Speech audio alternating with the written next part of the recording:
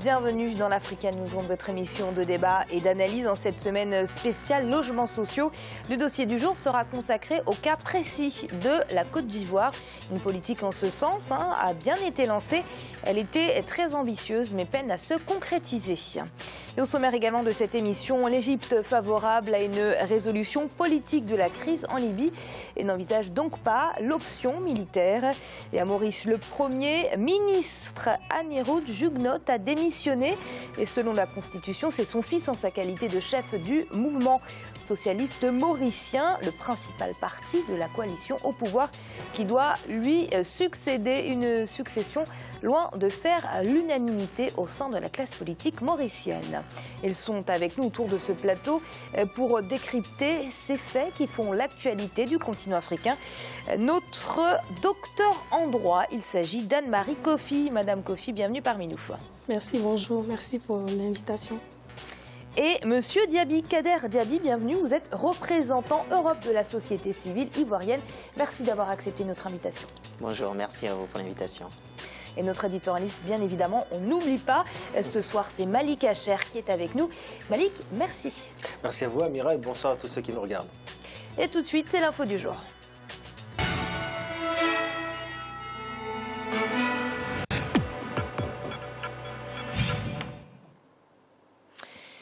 Nous le disions donc en ouverture de cette émission, l'Égypte est favorable à une résolution politique de la crise libyenne. C'était dans le cadre d'une réunion au Caire des pays voisins de la Libye que Sameh Choukri, le chef de la diplomatie égyptienne, a plaidé auprès des nombreux dirigeants de la Libye pour une solution politique du conflit. Il n'envisage donc pas une option militaire. C'est un sujet qui nous a été préparé par Corinne Camdem. Regardez.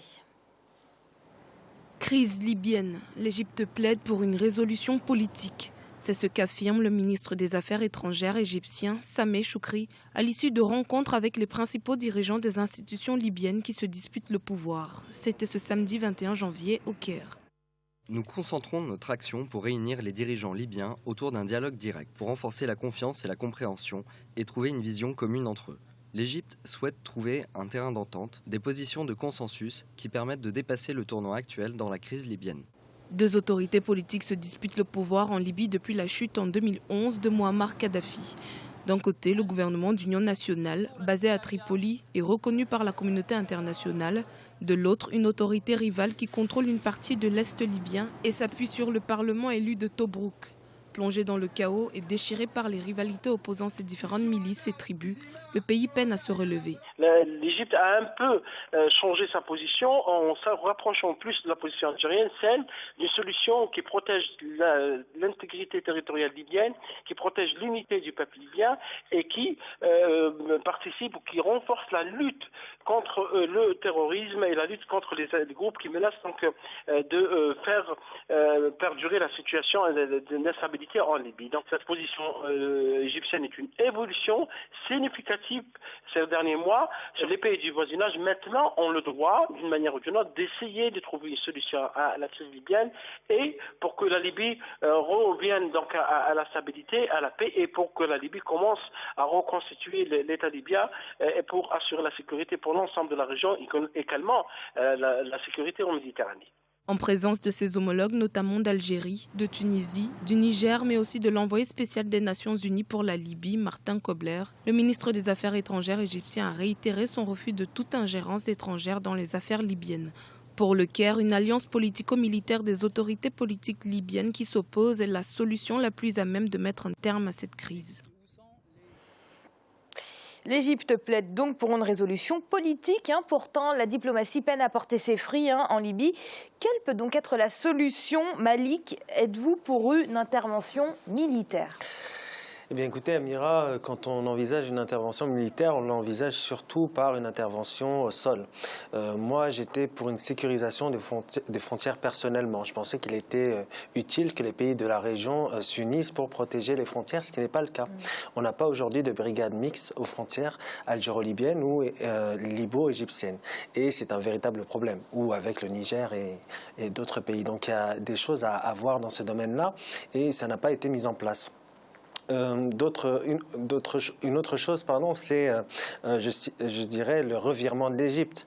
La solution politique, elle est à favoriser en tout temps. La solution politique est une des solutions pour la stabilisation de la Libye. Et c'est la ligne algérienne qui l'a un peu emporté finalement après coup, alors que l'Égypte avait quand même tenté une intervention militaire. On s'en rappelle, il y a un peu plus d'1 an, l'Égypte encore essayait d'intervenir militairement en Libye, mais les frappes aériennes n'arrangeaient rien. Donc la solution, pour être plus concis et bref, la solution elle est politique évidemment, mais elle est à mon sens, militaire, parce qu'on ne peut pas rester comme ça, les bras croisés, et laisser pulluler les mouvements terroristes. Bien évidemment. Madame Kofi, l'Égypte, les pays voisins d'ailleurs de la Libye, parle d'une solution diplomatique, d'une solution politique, qui admet donc des négociations. On sait qu'il y a beaucoup de groupes terroristes qui pullulent aujourd'hui sur le territoire libyen. Comment on négocie avec des terroristes? Je ne pense pas que ce soit une négociation avec des terroristes. Il faut d'abord voir les choses telles qu'elles sont. D'abord, les deux groupes qui se disputent l'autorité sur le territoire libyen se sont très vite rendus compte qu'ils ont un ennemi commun. C'est qui? C'est l'État islamique qu'il faut combattre. C'est-à-dire que même si l'un d'eux arrive au pouvoir, il sera obligé de faire face à cet État islamique-là. Et donc, la proposition de l'Égypte aussi montre les limites de l'intervention militaire. Il y a eu déjà trop de morts, trop de dégâts, trop de destruction des biens communs de l'humanité. Et donc, pourquoi pas pourquoi pas régler de façon pacifique ce conflit-là? On sait que les plusieurs entités actuellement qui se disputent le pouvoir en Libye n'arrivent pas à s'asseoir autour de la table pour négocier. On le sait, ça fait des années. Officiellement, il y en a 2. Mais officieusement, on sait qu'il y en a 4. Oui, officiellement, il y en a 2. Donc, on va faire avec l'officiel et on va voir si ceux qui sont officieux, ceux qui sont dans la pénombre vont se déclarer. Mais je pense que c'est une bonne initiative parce que ce revirement de l'Égypte apporte beaucoup, non seulement à elle, parce que une guerre n'est jamais bonne, qu'elle soit interne ou internationale. Elle a toujours des répercussions sur les États limitrophes. Les deux pays étant limitrophes, je pense que l'Égypte fait bien de proposer l'intervention pacifique. Alors, Madame Kofi, vous avez bien fait de rappeler qu'officiellement, il y avait 2 entités qui se disputaient le pouvoir. Officieusement, on en a 4. On va les rappeler, le gouvernement d'union nationale de Fayez El-Serraj.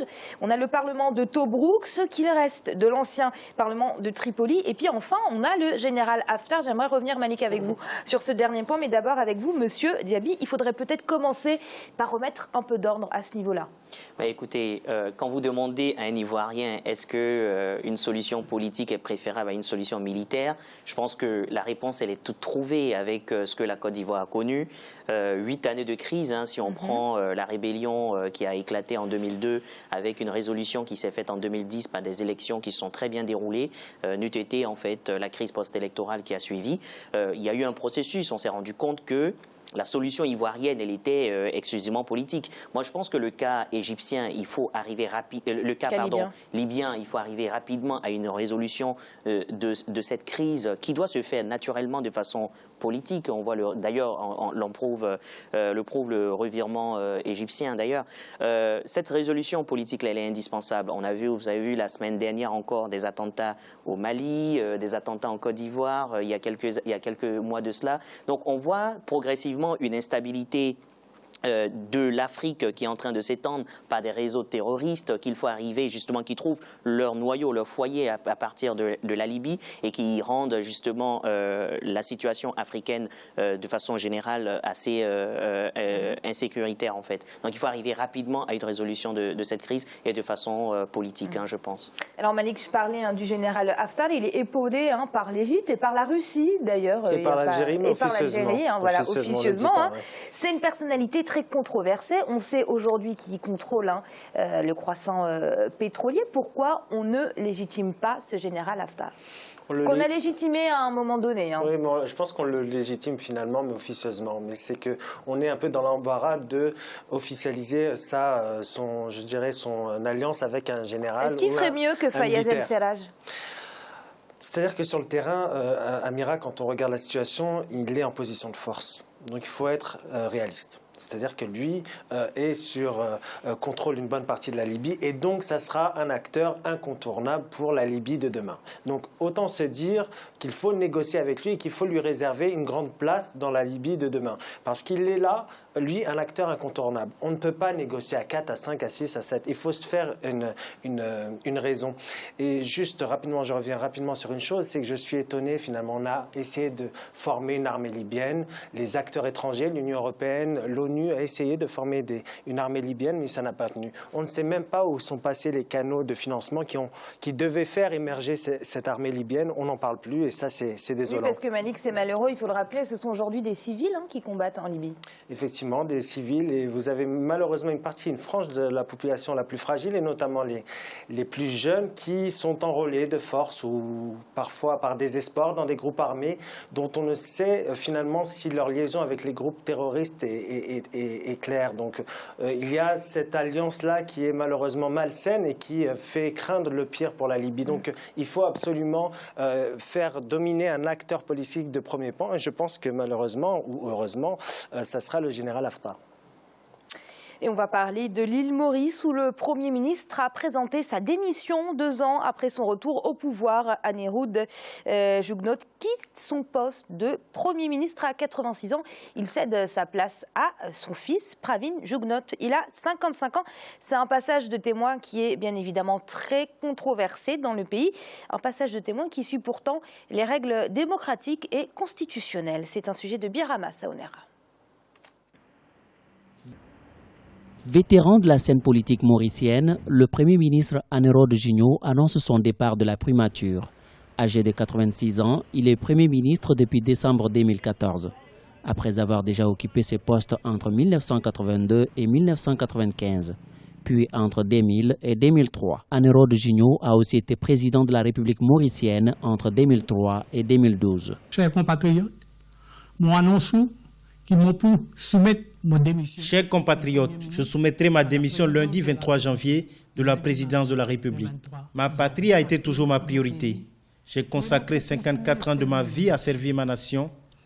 Aujourd'hui, je tourne une nouvelle page de mon histoire et je souhaite au nouveau Premier ministre une bonne chance. Je reste convaincu qu'il pourra apporter le bonheur, le progrès et la prospérité dans notre pays.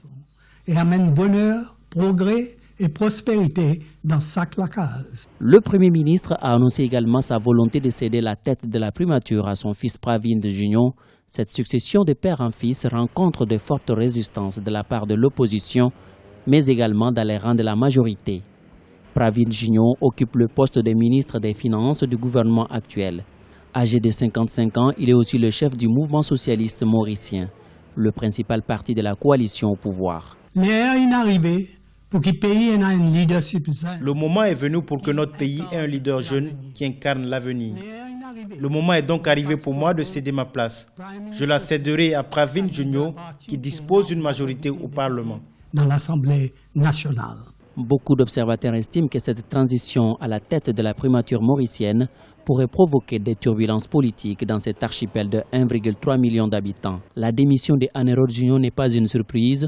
Le 12 septembre 2016, il avait indiqué qu'il pourrait quitter son poste avant la fin de son mandat prévu en 2019. Un passage de témoin donc vivement critiqué par les partis d'opposition. Madame Kofi, est-ce qu'on peut les comprendre? Je ne sais pas si on peut les comprendre. Tout compte fait, ce changement est anticonstitutionnel. Et je pense qu'il faut se conformer à la Constitution. Mais tout compte fait, c'était prévisible parce que le père est arrivé en 2000. Vous estimez que cette succession est anticonstitutionnelle selon vous? Mais pourquoi? Parce que normalement, sa qualité de chef du principal parti au pouvoir, c'est à son fils de lui succéder. Non, mais c'est l'Afrique des dynasties qui est toujours en cours, alors que c'est ce qu'on dénonce. C'est une république, ce n'est pas une dynastie. Et donc, le fait pour le père de céder son poste à son fils était prévisible. Il est arrivé depuis quand? Il part, il revient, il est arrivé tout dernièrement en 2014. En début 2017, il cède le pouvoir à son fils. Donc il était venu pour le former. Tout compte fait, la population mauricienne savait qu'il était en train de préparer son fils. Donc ce n'est pas un élément nouveau. Et quand on dit que ça va susciter encore des remous au sein de la population mauricienne, je pense qu'il fallait le faire quand il était revenu en 2014 pour préparer son fils et ne pas attendre maintenant. Qu'est-ce qu'on fait, puisque dans les règles constitutionnelles, c'est à son fils de lui succéder? Qu'est-ce qu'on fait? On annule ces règles, on casse la passation de pouvoir, on organise des élections? Mais je pense qu'il y a le chef d'opposition déjà qui n'est pas d'accord. Je pense qu'il fallait passer le témoin au parti qui est majoritaire à l'Assemblée. Est-ce qu'ils le sont? Je ne crois pas qu'il le soit. Et même le chef du parti d'opposition qui conteste, il se pourrait qu'il préparerait sa fille à lui succéder aussi. Et donc, c'est la dynastie des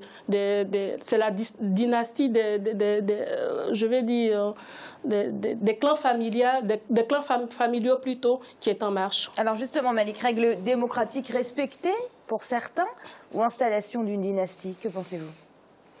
Sur le plan constitutionnel, moi je ne partage pas cet avis, je pense que c'est réglementaire, mais notre invité a raison de souligner une chose, c'est qu'il y a une forme effectivement de succession monarchique. C'est réglementaire, mais ça a été fomenté en amont. Je le pense. Sur le plan de la réglementation, ça ne pose pas de problème. Mais sur le plan moral, ça pose problème.